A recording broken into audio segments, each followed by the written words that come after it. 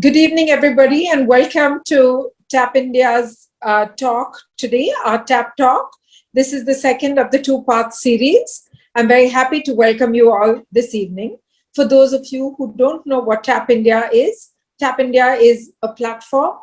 It's called the Art Platform India, and the platform is a group of artists along with sections that are dedicated to the artists, the gallery pages, as well as curated pages, and then we have an event section, and coming up soon is a section for institutions, art institutions actually, who will be sharing their information on the platform. So we've had this 2-day session on patronage and curation.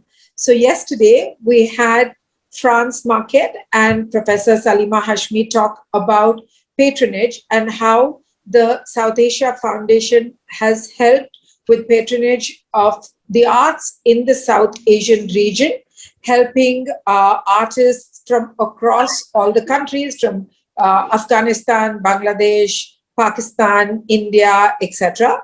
And we talked about how they interacted with Professor Hashmi in the Bacon University, the Bacon House University, the Bacon House National University, I'm sorry, so I stand corrected, and how they actually set up this entire network of events, the entire network of education, and the entire network of sharing.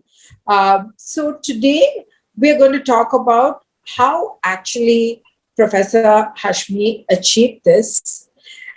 She has been instrumental in bringing in an entire new generation of thought. She has made people think differently. She has created super successes. As you know, all of you must be knowing a lot of the artists who have been through this program. And so we're going to talk about this entire process and how this thinking helped the artists. And we have France Marquet with us also today, who will tell us about some part of how they've interacted with each other. So we're going to have a very casual, freewheeling chat. And if you have any questions, we'd appreciate that you put it in the question box so that we can address it at the end of the session. So for those of you who don't know who Professor Salima Hashmi is, she set up this fantastic organization, which is an institution, the Bacon House National University, and they have been instrumental in working with artists from all over South Asia. So over to you, Salima, and thank you both for being with us and creating this fantastic 2-day session. So over to you. So I think we need to address your journey, how it started, what happened, how did you actually work with the artists, and so forth. And then let's talk about who the successful people were and what was it in the thinking that really went towards this. So I will stop you at some point and talk to you. And France, whenever you want to come in and add to it, we're all here. Okay? Okay, so over to you, ladies. Okay. To be honest, Sharan, I think you've given me far too much credit. I didn't set up the Bacon House National University. It was set up by the Kasuri family. It's a foundation. And they are people who've actually been in education for more than 4 decades now.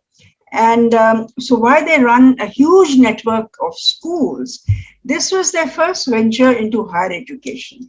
And it was because the chairperson, Mrs. Nasreen Kasuri, really wanted to get away from the idea of schools, and which are, of course, their business ventures, to something that was a not-for-profit venture, which was higher education for a liberal arts university. Now, that is rare.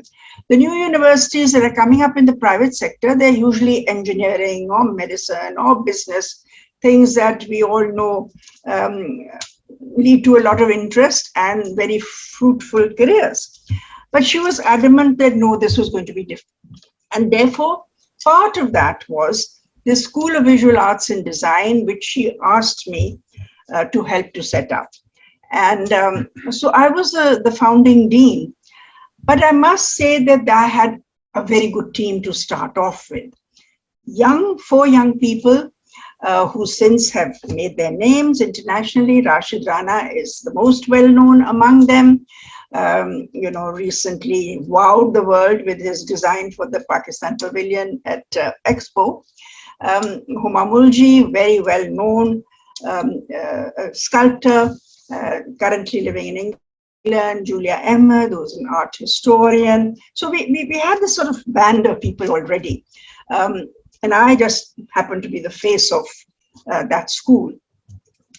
I was really very lucky. I was lucky that by sheer chance almost, while the university was just gearing up, and getting its sort of the beginnings up, that I met Madanjeet Singh, who knew my father, and in fact is a very young man. We talked about Madanjeet Singh yesterday, and this wonderful venture, the South Asia Foundation, which actually gave us UMISA, the scholarships that we're talking about, which brought all these young people together. So I met him in Paris by sheer chance as a young man, actually.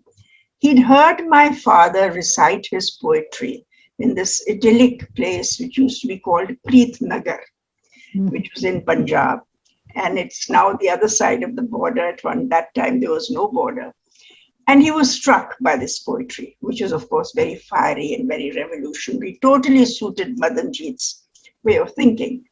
So, and later he'd met my father, who'd come to Paris, and it happened to be his last visit. And Madanjeet met him, invited him home. And very soon after that, my father returned to Pakistan and passed away. And Madanjeet found that I was in Paris for some reason. We got to meet one another. And he was already thinking about how to bring the whole process of young people together in South Asia to fulfill the objective of peace building. And we talked yesterday about the fact that he was saved by a Tongawala in the 1947 riots, a Muslim Tongawala who took him to safety across to the refugee camp. And that was, remained with Madanjeet as something that he wanted to exemplify by a program which demonstrated that young people, creative people, could fulfill themselves and also fulfill the idea of South Asia as a region, a viable region, which is not just economically viable, but culturally viable. And therefore, once he had some money and actually started, as we heard yesterday, with very little. But maybe Lady Luck was just waiting for Madanjeet to start this thing. And so when he heard that I was involved in this venture of a new university, he said, that's it. This new university will have the first batch of students who shall come from all over South Asia, one boy, one girl, and they will be your founding class. And that, in fact, is what happened.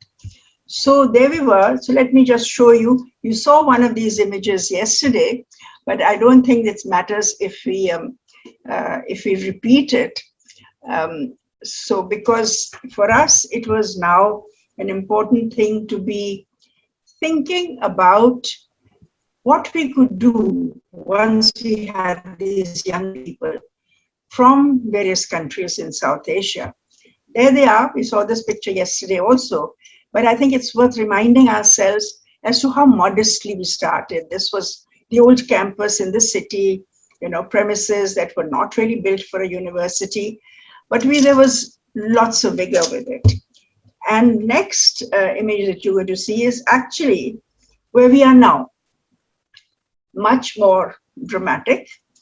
As you can see, it's a custom-made campus.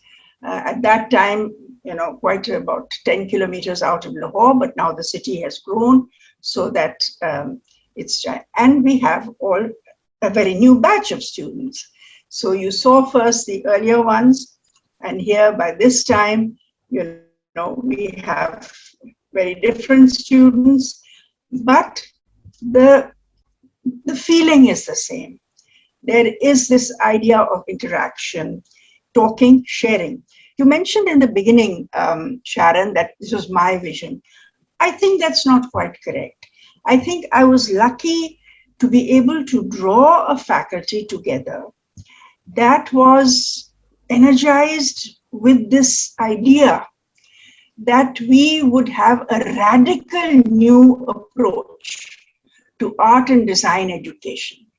We felt that the old models that were there in the old art schools that the British set up in South Asia, they were not working anymore. So we set out to hammer out a very different new curriculum. We were lucky that we had people who were from different parts of the world, like Sajna Joshi, who you're looking at right now.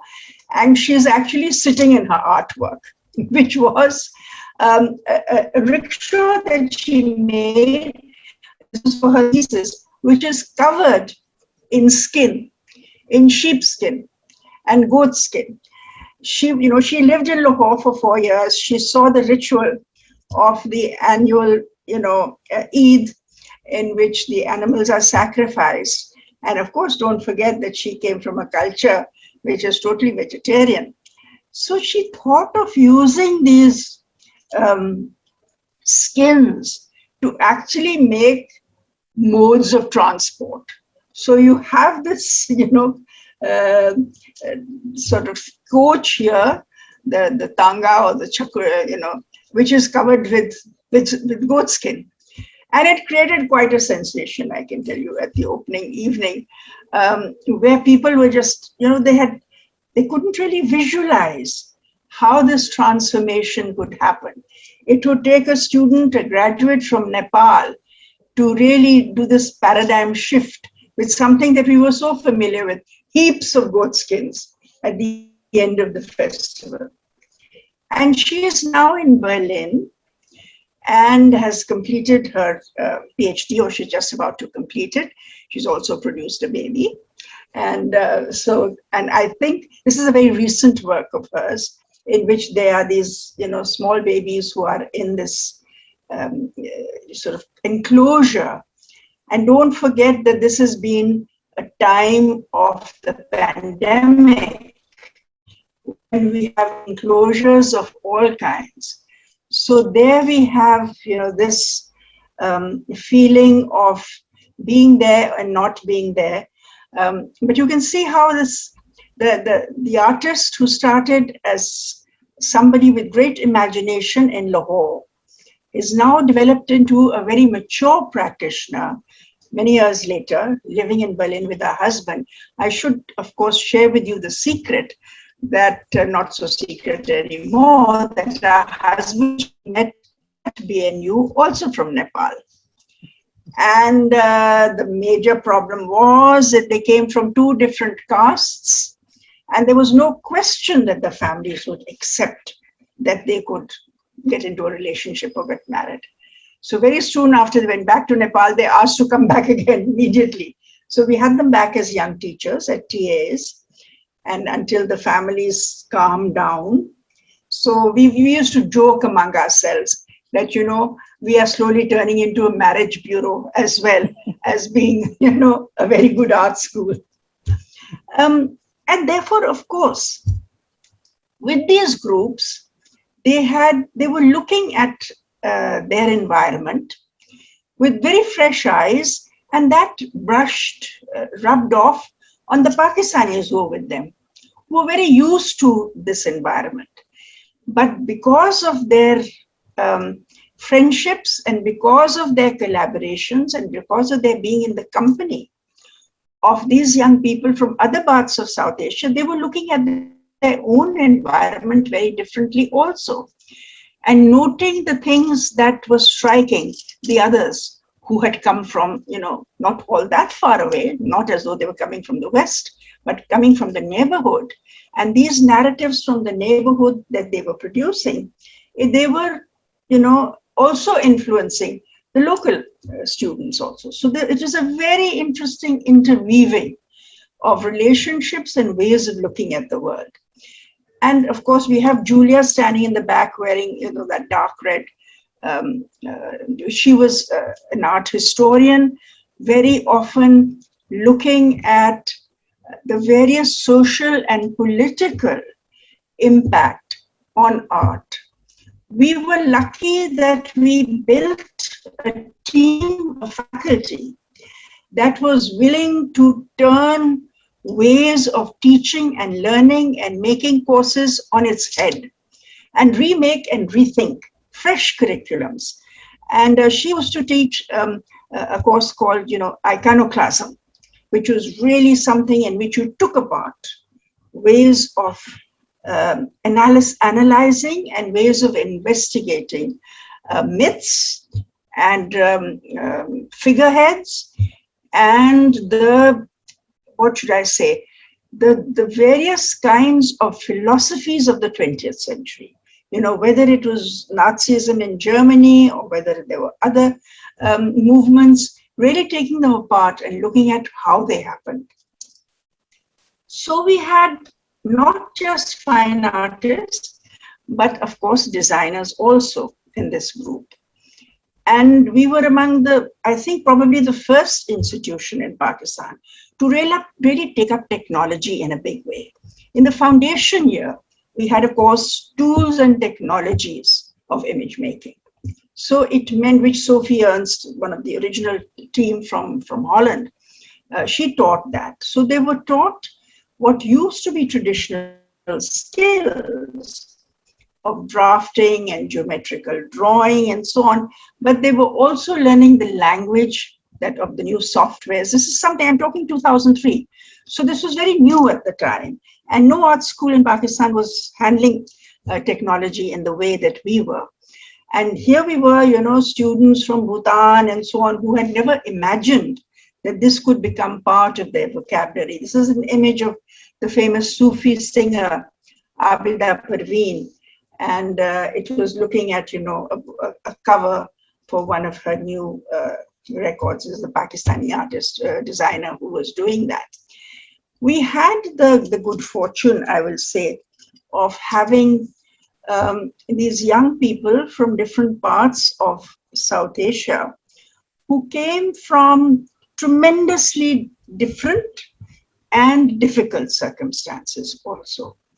So it was for them to be in this university, which was set outside Lahore, very green fields, very peaceful, very quiet, very near a village in which where there was a stud farm, where there were buffaloes and so on. Sometimes we should bring the buffaloes into the studio so the students could draw them. So it was almost as though they were far removed from the world, and yet they were not, because each student from South Asia brought their world with them. And we became very aware of the challenges that they came from. Kubra Khademi was one of those, and this is a wonderful drawing that she did. She is now, as France told you yesterday also, and I stressed, she's now an extremely established artist in France. She, for her final year thesis, I don't have a photograph of that, but she had already decided that she was very interested in performance. Now, this was a very new art form at the time, not very usual for students to take it up as their thesis. But we encouraged them not only to experiment, but to explore and to push the boundaries. That is something that each one of the faculty members was committed to. So I constantly say that this was teamwork throughout. And we were lucky that we were able to draw the best out of students because of that. It was Kubra, for her final year, decided, she said to me that she wants to go to a gym. And I said, why a gym? She said, I have to train my body.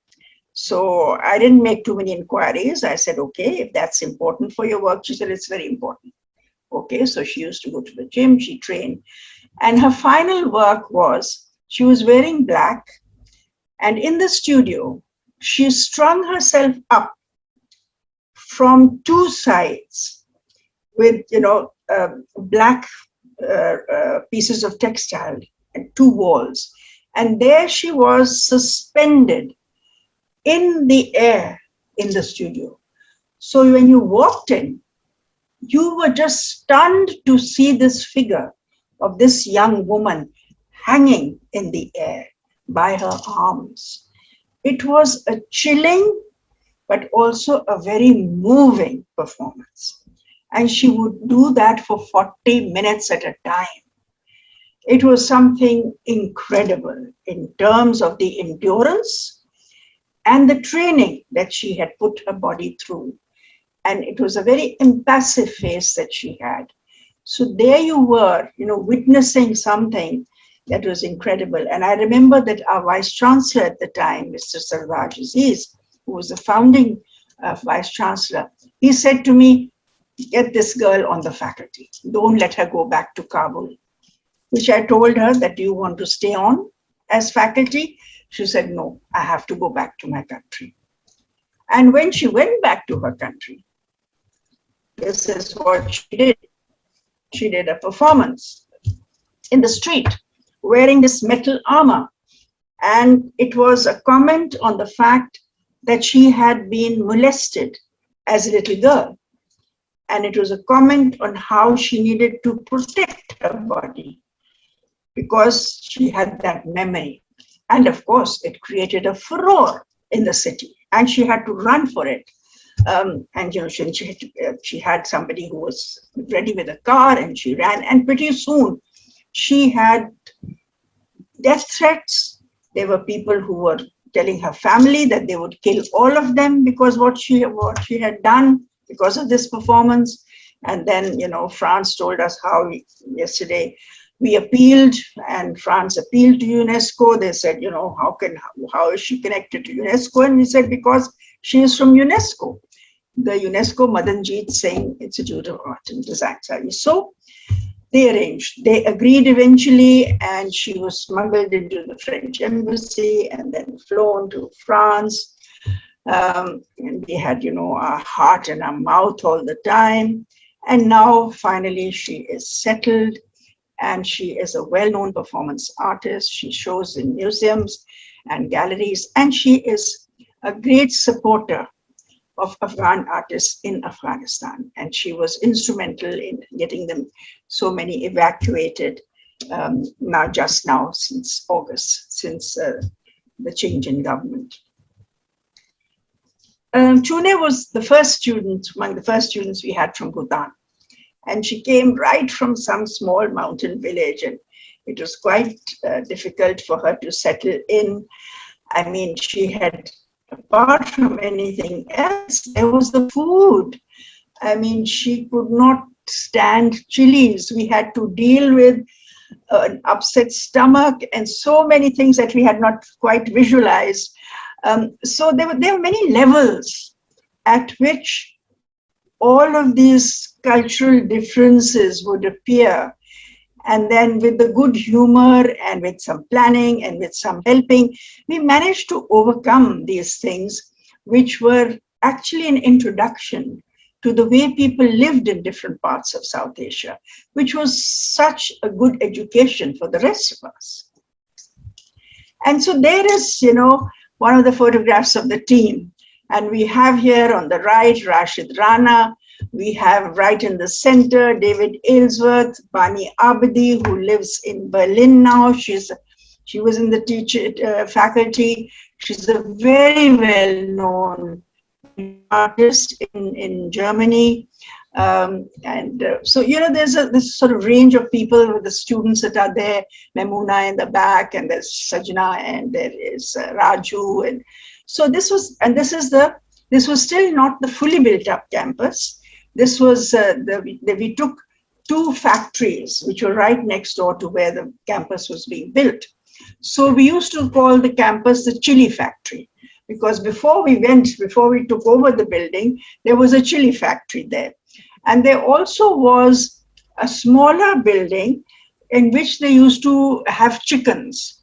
So they used to rear chickens. So we called it the Murgi Khana, the home of the chickens. So you used to say, okay, so where you today, which studio are you going today? Oh, I'm going to the Murgi Khana, because that was the sculptor studio. So there was this whole period in which there was a kind of pioneering spirit. And all of these young students, as Aisha in the background also, all of these young students were actually part of the building of the university and how it grew from an idea into something that was extremely influential in its thinking and the way that we worked. Pratima is from Nepal. I'm just showing you her student work, so her final year work. So you get a feeling of how mature already they were before they went back home. This is her thesis work, and she's now teaching at Kathmandu University. I mean, some of the things that have happened as a result of this is that I was invited, a few weeks ago to be an examiner for Kathmandu University for Fine Arts for the appointment of one of their faculty. And I just asked him that, do you have any of our graduates from BNU? And he said, yes, we have Pratima, who works with us. So, there's a kind of network within a network that has started developing. And that is a result of this. And there she is. This is another one of her works from that time. And then our Pakistani students, of course, who were also the recipients of these scholarships. Ghulam Muhammad, or GM as he's called, he came from a remote village in Balochistan. And he walked into my office just one day. I didn't, and he said, I heard that I can get a scholarship here. So I was quite taken aback. And I said, have you got something to show me? So he showed me his portfolio, which is beautiful. So I said, where are you from? And he told me, I've come from Balochistan. I don't even have money to apply to NCA, which is, of course, the old and venerated institution, 150 years old. This is a new institution, but I'm told that all the exciting teachers are here. He told me this. So I said, well, you've come to the right place, certainly. Today, this is a work that I'm showing you. He won the Jameel Art Prize, the most prestigious prize in the Muslim world. And, from somebody so young, he, of course, got a distinction in his final year. So these are recent works. And they are words which he's cut out from old books that he buys in second-hand markets. These words are taken apart, cut, and reassembled to make these extraordinary textures. And as he said that, when I came, I had my language, and I hardly knew Urdu, which is the national language, and I didn't know a word of English. So for me, language and words was something that were total jumbles. And how these years, slowly he managed to make some sense out of them. But this is his journey with this whole business of trying to decode language and what to do with it. So you have then this interaction at every level. Memuna, who's from Maldives, and we met her, France and I met her not so long ago when we went there. She's teaching there. Now, this is a work from her thesis. As you know, Maldives is one of the places which is very severely affected by global warming. And it's even predicted that these islands are going to eventually disappear with the rising seas. So the environment and the changing climate and global warming is not an intellectual issue for somebody from Maldives. For them, it's a question of life and death. And her work she made entirely from ice and mixing certain things, like in this, these are rose petals, which she mixed with ice. And these flowers slowly disintegrated. This was her thesis. And during the day, they kind of melted away, and they gave you this very poignant message of how her islands are going to disappear. And we need to think about, global warming and what we are doing, to the environment.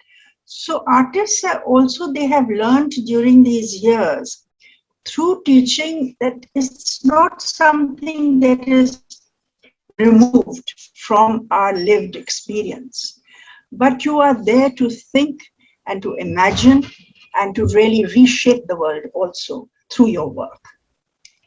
Saima Abdullah, who basically came as a watercolor artist, and she changed her idea, this is Pakistani, and Sally became very adventurous with the use of materials. And we have also apparel design, which is part of our courses. And so she went off in a totally new direction, a very revolutionary direction for her. Raju, who is in Berlin, husband of, I was going to put a picture of their little baby with them, because I thought, that is also a production of two artists who have come together through South Asia Foundation and come to live together. I have to say that they're not the only ones. So, but this is enchanting to think that the partnership is professional and it's also personal. Menul Islam, who's from Bangladesh, did textile design with us. He worked very hard at reviving vegetable dyes. He also was looking at traditional dari making these rugs, which are made in Lahore and outside Lahore.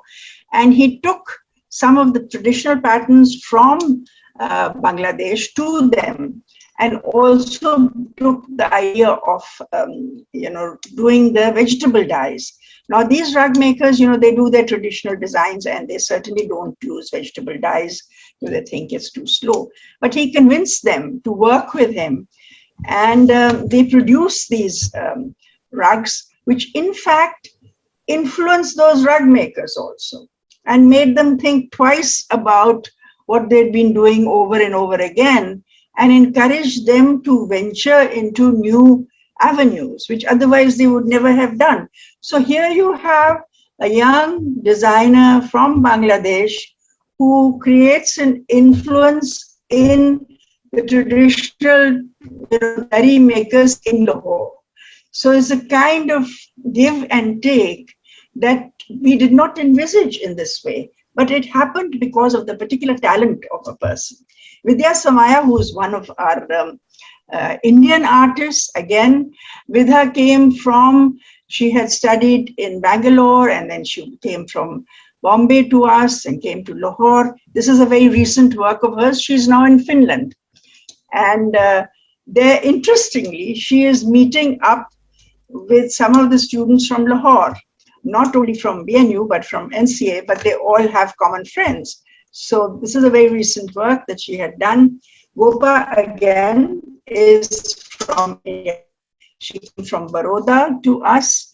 And I won't even begin to tell you the horrors of trying to get visas for our students, because I sometimes think I should be given a medal, not for teaching, not for anything else, but for being a persuasive visa officer. And because how, what arguments one used, what threats one used, what persuasions one had to go through, begging, pleading, making jokes, all kinds of things with officials of every kind, getting them over the border without having too much trauma. So this is a work by Gopa, in which she's actually commenting on the experience of being across the border and the experience of looking out from a space and looking into a space. She did quite a lot of interesting work while she was here on the experience of being in Lahore. And one of the most lovely things that she said to me was, I said, how has this been? She said, Mrs. Hashmi, I have never received such excellent teaching as I have done here. She said, each teacher has totally been engaging, influential, and has made me think the way that I had never done before. We included her actually in an exhibition which traveled to different places in Pakistan. which was a European Union funded exhibition. It was called Women Artists from Minority Communities. And she was the only Hindu artist that she had. And she also happened to be an Indian. So that was, something very unusual. And of course, she was delighted because her work was seen in Multan, in Islamabad, in Karachi, and in Lahore. And so we try to keep in touch. This is a very recent work that she sent. Sher Ali is from Afghanistan. He has just been evacuated with his wife, who is also a student. He graduated some years ago. She was still a student. He is a miniature painter by training also, but with us, he really did some very different dramatic works. He's also been making tapestries in Kabul, in collaboration with Khadim Ali, another artist who's from Pakistan and as a Hazara, like Sher Ali. And those tapestries have been seen in museums in Australia. They're part of Sharjah Biennale. They're part of Lahore Biennale. Amazing, large, dramatic works which have to do with history and myth, like this work. So there they are. In the evenings, going out, being together, eating, learning all the other things that you learn when you're out of the studio, laughter, local cuisine, learning to live in peace and to understand what you share. Shakila Haider is another student. She's originally her family came from Afghanistan, they're Hazaras, but settled in Quetta in Balochistan. And her work has a lot to do with mat making and looking at different textures. So it's textile plus mat making. She's now teaching in Lahore, and she's, did her master's with us. And she is also a very successful young artist. It's another work of hers, again, and she started using laser cutting. I'm trained as a miniature painter, but using modern technology to give the same kind of feeling. And what do they do otherwise? So they have great fun. Kajinder, who's from Jaffna, this was part of something that we have a festival which we call a Nothing Fest. So there he was, amusing everybody else. Next. And then trips out to places, going to see the countryside. These are some of the students who came from Kashmir, in India, traveling with their teachers and just looking at where they were geographically. Hema Sheroni is from Jaffna. Of course, she's a Tamil. What happened in the pandemic? Well, here we had, 10 students, 11 students stuck in the hostel. The classes all online. They're going nuts. And we had to make sure that they don't get infected. They were practically, on house arrest, as it were. Well, they turned out some wonderful work, using these sheets of material to do drawings with needle and thread. And Hema's drawings often had to do with home. Because as she said, during the Civil War, so many times their home was destroyed. Every time as they tried to, put their roots down, they had to pull them up again. And, they only carried memories and small sort of parcels of cloth with them. So her drawings were really about these memories of homes that were destroyed. And Sunita from Nepal, her work in the hostel during pandemic was so much to do with, to the degradation of the environment, which Nepal understands fully well. It's not only the earthquake, it is the pollution, which is, and the rising sort of sea water and the pollution of the waterways, what they're losing. And she devised interesting ways. And they didn't have art materials, during the pandemic, they couldn't go out and shop. So they had to make do, they had to be innovative, they had to make do with what was there. And there they were, using the grounds that they had, in the huge grounds of the university, because they're in the hostel. And they found ways and means to make their art. And there they are. They were supposed to be all having masks, but because they never went anywhere and met anybody, so they used to sometimes not have masks. And Pradeep, who's from Sri Lanka, he ended up marrying what I showed you, the drawings in cloth. They recently got married about 2 months ago in Colombo. And he's also from Jaffna. He was the first student that we had from, no, actually he's not from Jaffna, but he's worked in Jaffna. So this is a work which is about, inverted commas, development, which are these roads which are being pushed through in, in places and without asking the inhabitants whether this is the right place to put the road. So this is a kind of a silent protest about the notion of development in these old habitats which are being pulled up and they sort of, destroyed by new roads. And this is the last image that I want to share with you. Another success story, Munir Shah, this wonderful boy from Srinagar, I think probably one of the best students I have taught in my 40 years of teaching. He has completed his PhD from Melbourne University. And this is one of the works that he did here in Lahore for an exhibition that I curated. And of course, he said, no, it's not entirely my work, because the man who is lying there, the model, he is a craftsman, he's a potter. So he said, this is a collaborative work. It's as much his work as it is my work. And, he's the person who posed for me. He's the person who lay in the water and was there. And there's so much to this image that you can decode, and so many messages from a person as sensitive as Munir. Recently, he's been in touch and he said that, right now there's no question of leaving Australia because of the pandemic, but I have to make certain serious decisions. Do I go back to India? Do I go back to Kashmir?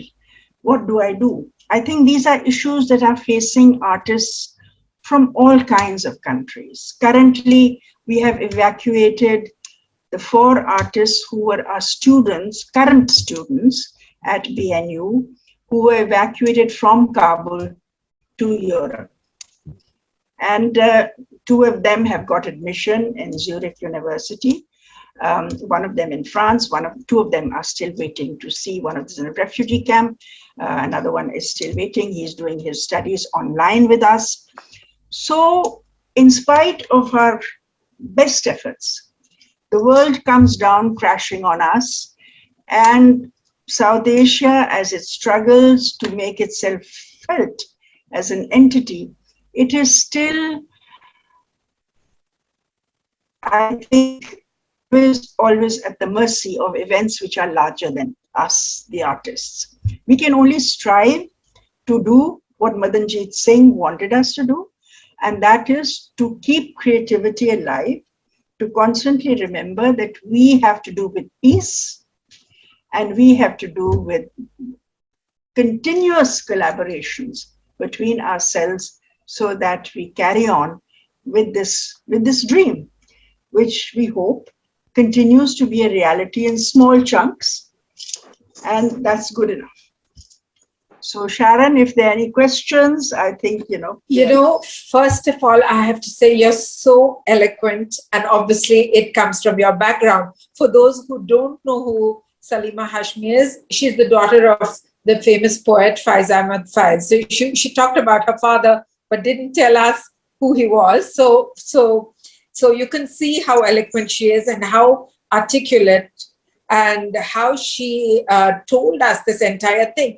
But tell me, even to get all this going and to inspire them, you need something more than just a situation. I mean, you need something more than an institution. Am I right? Yeah, Sharan, it's more like a sort of an organic something that grows when you meet people, young people who have energy, but they're still searching.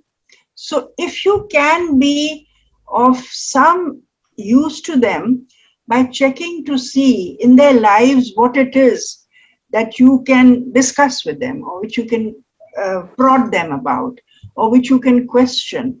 I mean, I've been a teacher all my life, because before BNU, I taught at National College of Arts for 30 years. And So the thing is that I believe that you should not be handing them any formulas at all.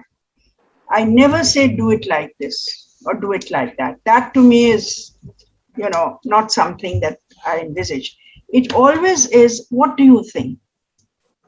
What do you think it should be like? What have you thought so far? Should it be like this? Should it be like this? Should it be like that? Or nothing like this? And, it's simply that finding that search, which very often teachers of the old school, it's so much easier to say, I did this, do it like this. So much easier. So it's the attitude and the open-mindedness. Definitely. That's the difference. Also, I think students teach you stuff, that Yes. you never thought of. And yeah, France, you want to say something? Tell us. Oh, I want to ask a question. If you remember some time ago, but quite some time ago, you wrote to me that for all these students that came, and we saw it, from difficult areas of the region, it was for you teachers to adapt to them at the beginning, and that you were learning from them, and then they were learning from you. Can you explain just a little bit about it? That's very true. Because, sometimes because something is not within your own experience, you can miss it. You can miss the reason why something is happening because you are not familiar with it. I think so many times it has happened in these. I mean, to give you an example, Hanifa, one of the girls from Kabul, she did a series of photographs in which she just had her face close up and she had done this with her eyes. And there was a series. And because I'm very familiar with the problem of the Hazara community, I understood at once. But for some of the other teachers, they said, what does this mean?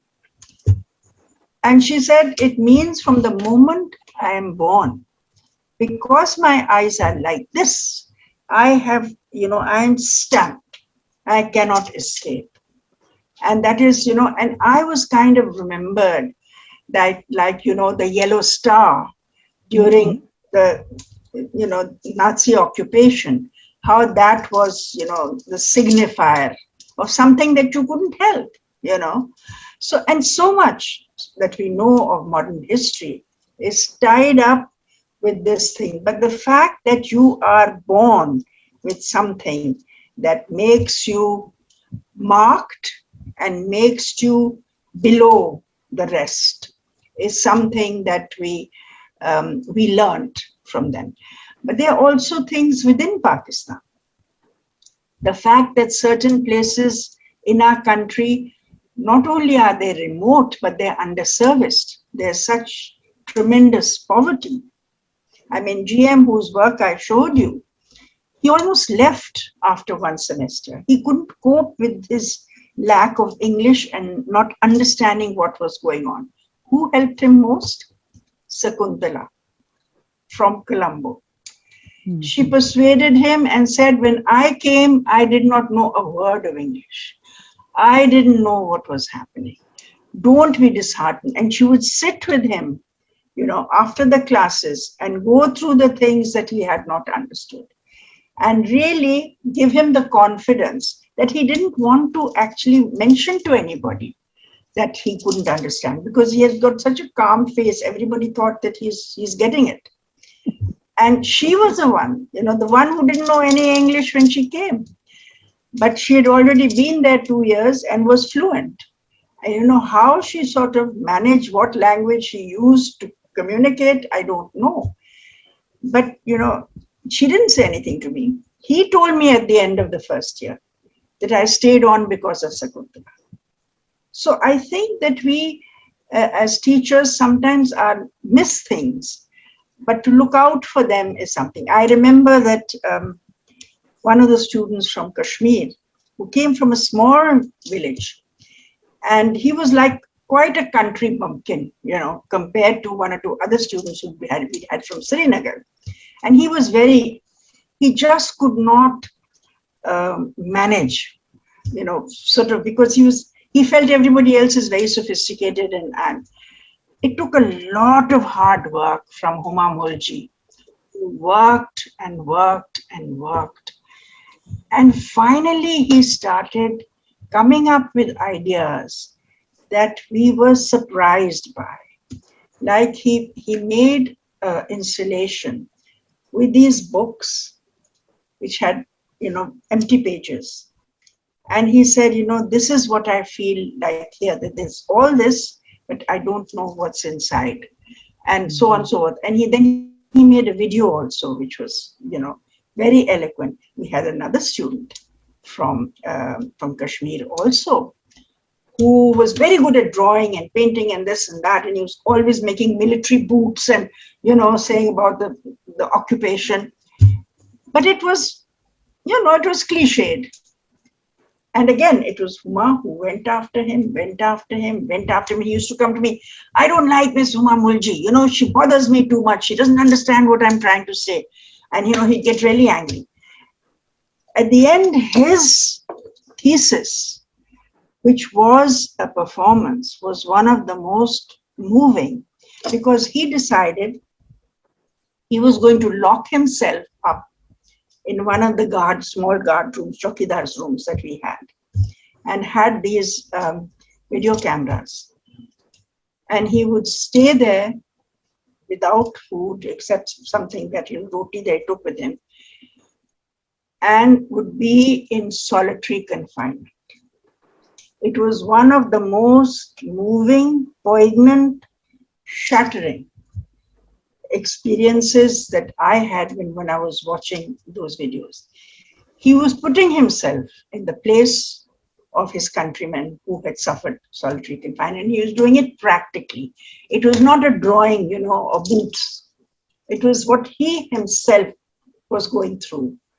And when we saw it, you know, on the screen, it was life, and it was an artist portraying life. And somebody who'd moved away from the cliche and had arrived at an art form that suited what he wanted to say. So I think there have been these transformations.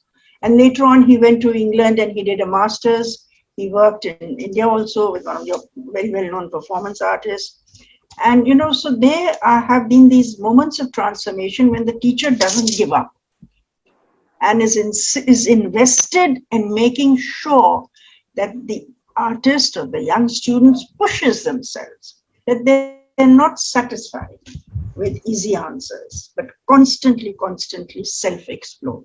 So that has really been France, the reason for some of these successes.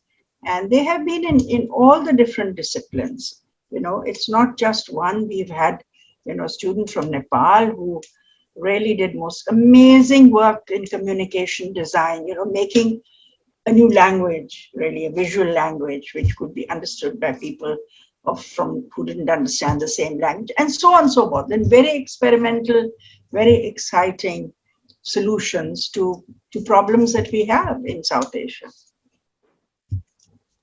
Fantastic. I have two questions. One is, there are several, of course, it's all about tolerance, and which is not there in today's country. So today's political situation. So one question that I have is, how does one actually deal with this kind of political upheaval that we're all seeing? And how do you actually, I mean, yes, Madanjeet Singh talked about peace, and we need that more than anything else now.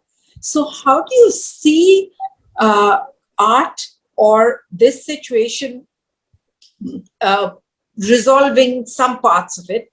And also, how does one actually share this with other people? Because, you know, we are few of us listening to this and are so impacted by what you're talking about. But how does this actually go out to other people? So this is my first question. And the second thing, I want to talk to you about the commercialization of these, the commercial aspect of these things. So why don't you both, I think both of you have the experience with the first. I think with the first, you're very right. Intolerance, extremism, inability to see the other's point of view. These are all realities we're living with across South Asia, you know. And in every country, there is some crisis or another which is actually dealing with this right now. And certainly Pakistan has. And of course, I was very aware that in our hostel, we had students with so many faiths, which is very unusual. No other hostel in Pakistan, I think, had at the same time Hindu, Buddhist, Christian, as well as Muslim students all living together.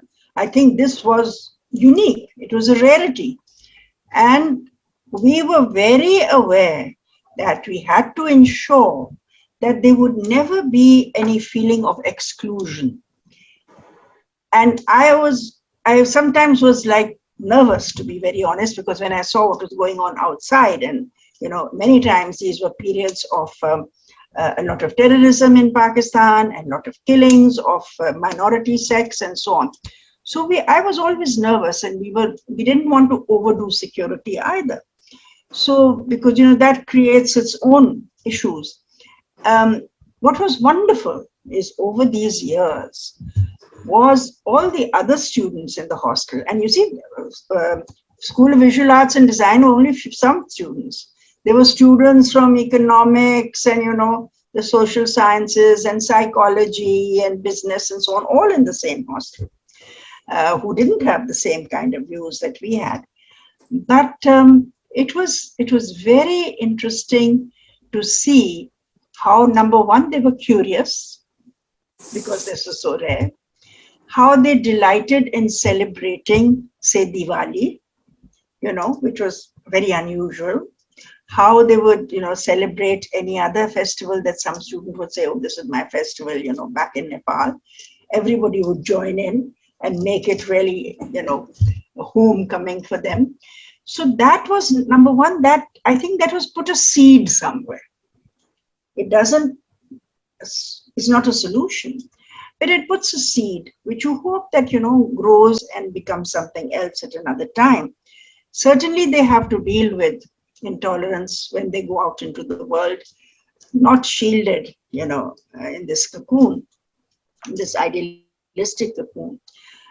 But at least you have shown them that the world can be more ideal, you know, that an idea can be like that.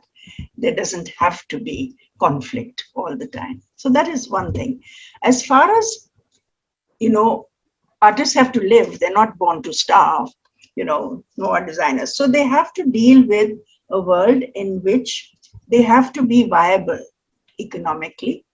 They have to be able to survive in a world which is going to put a price on their product.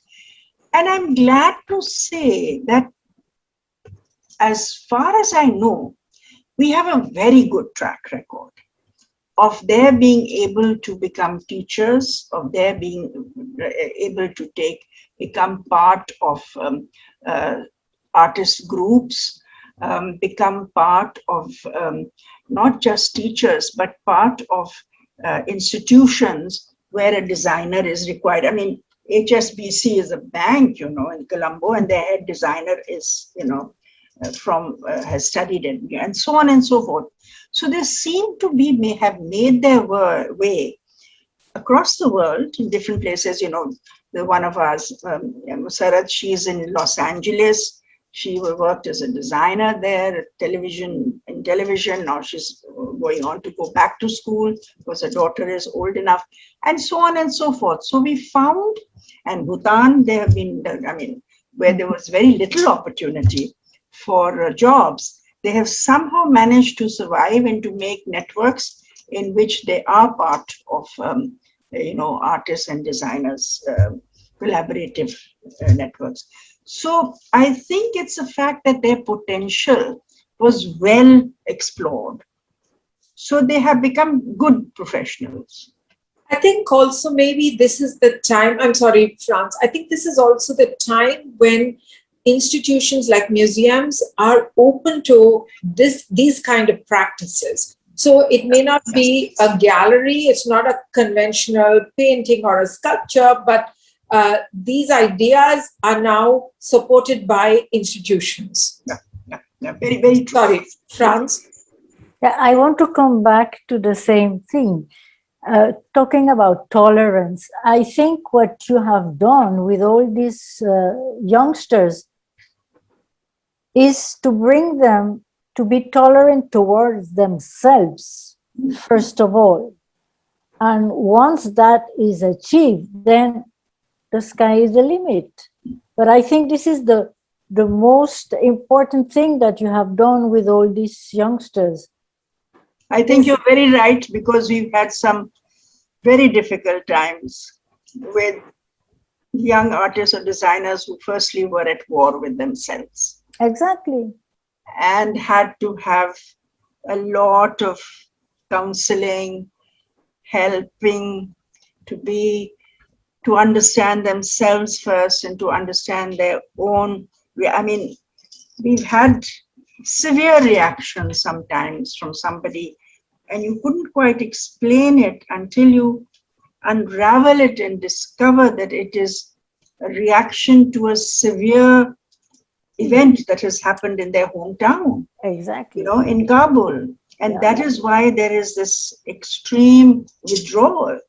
Mm-hmm. So there has, I mean, for all of us, it has been such a learning. Mm-hmm. And we have, I mean, South Asia is not the only part of the world that is going through extremely troubled times. You know, we look across the world, look at Africa, look at the Middle East, look at so many places, even places in Europe. I mean, come on. Yeah. So I think that the experience of going through something which is a creative regimen, while at the same time dealing with all of these different facets that are part of life today, I think that makes for an all-round education, which leaves you in a better position to cope. Let's put it that way. Yeah. We can't sort of wave the flag and say, you know, solve the problems of the world. But we have, I think, helped certain individuals to be people who will be making positive contributions to wherever it is that they're living, wherever it is that they end up. And I think that's a pretty good thing. And I think this is exactly what Madanjeet was looking at. It is not the diploma, but it is the changing of his own life, how you can change your own life through art. Yeah. And I think you have achieved it perfectly. Thank you so much. And you know, it's little drops of water that make the mighty ocean, because this obviously, when you sow the seed, this is something that will spread and impact other people, because they're all obviously impacting other people. You're talking about the network within networks. I mean, that is the sowing of the seed. It's not only about the artwork, but the idea of yeah. And we like to keep coming back to the idea of SARC. You know, we mustn't abandon SARC as an idea that, you know, it is, after all, an area that was planned to be an area of regional cooperation, and it seems to have drifted away. We have to keep bringing it back. We have to keep bringing back the idea that SARC, that South Asia, is a viable, historical, cultural entity. And we have to bring it together again. I see Nishal is here, and he is, you know, one of the people who believes in it so passionately and has worked so hard for it, sitting in Nepal. I think all of us feel that is something that, like the European Union, we have to work towards. We have to stop being adolescents. We have to grow up. It's time we grew up.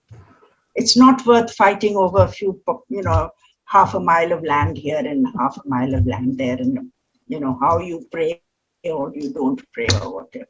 So it's time we grew up.